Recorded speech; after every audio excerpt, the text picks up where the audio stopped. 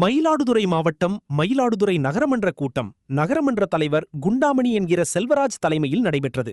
கூட்டத்தில் பேசிய உறுப்பினர்கள் மயிலாடுதுறை நகராட்சியில் சாலை போடும் பணிகளில் தரமற்ற பொருட்கள் ஈடுபடுத்தப்படுவதாகவும் தொடர்ந்து ஒரே நபருக்கு சாலை போடும் கான்ட்ராக்ட் கொடுக்கப்படுவதாகவும் இதில் முறைகேடுகள் நடைபெற்று வருகின்றன என்றும் புதிதாக போடப்பட்ட சாலை ஒன்று 3 மாதங்களில் ஜல்லிக்கட்டு பழுதடைந்து விட்டதாகவும் இதற்கு காரணமானவர்கள் மீது நடவடிக்கை எடுக்க வேண்டும் என்று திமுக கவுன்சிலர் ரிஷி என்பவர் குற்றம் சாட்டி பேசினார்.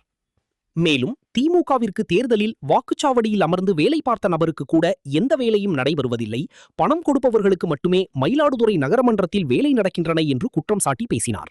இதனைத் தொடர்ந்து மதிமுக நகரமன்ற உறுப்பினர் மார்க்கெட் கணேசன் என்பவர் பேசும்பொழுது, புதிதாக ரோடு போட்டதாக சொன்னார்கள், ரோட்டை காணவில்லை, சத்தியமாக ரோட்டை காணவில்லை என்று வடிவேல் பட காமெடி பாணியில் திமுக நகரமன்ற தலைவரை பார்த்து கேட்டார். ரோடு பழுதடைந்திருந்தால் புதிதாக போடச் சொல்லுவோம் என அதற்கு பதிலளித்து பேசிய திமுக நகரமன்ற தலைவர் குண்டாமணி செல்வராஜ், சாலை பழுதடைந்தால் அதனை பேட்ச் ஒர்க் பார்த்துக் கொள்ளவும் என்று சமாளித்து பேசினார். திமுகவைச் சேர்ந்த நகரமன்ற தலைவர் உள்ள மயிலாடுதுறை நகரமன்ற கூட்டத்தில் திமுக மற்றும் கூட்டணி கட்சியினர் குற்றம் சாட்டி பேசியது பெரும் பரபரப்பை ஏற்படுத்தியுள்ளது.